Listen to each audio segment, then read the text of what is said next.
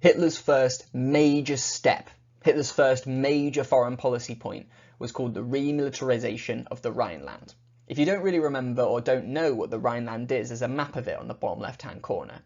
Essentially, the Rhineland is this big marshy area around the River Rhine. The River Rhine runs between Germany and France.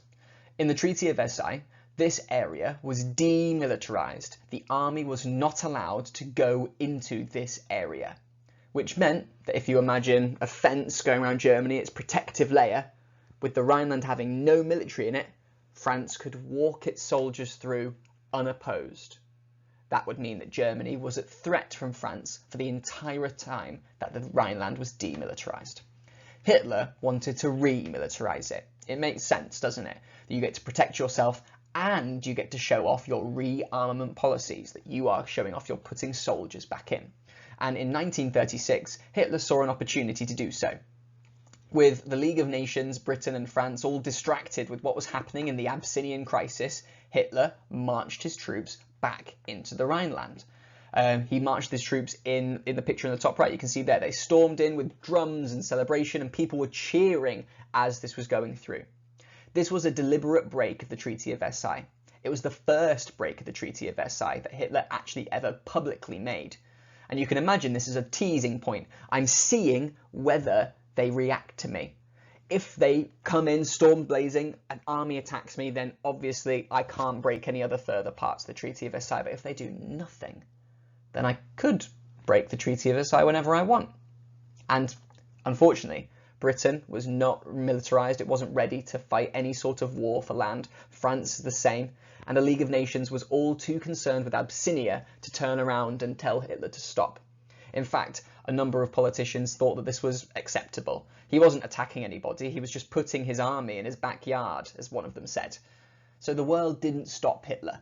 In fact, this is regarded by historians as one of the only opportunities that we could have stopped Hitler, because his army wasn't strong at all. You see these soldiers in this celebration, remilitarisation, all of them would have arrived there on a bike, because none of them had tanks or cars. The army was not strong yet, it was just guys wearing uniforms.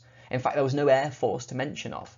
But these people were told, if there's any opposition, you need to turn around and run away. Even if one random child stops you from entering the Rhineland, that's not good enough. We're not going to win against any opposition.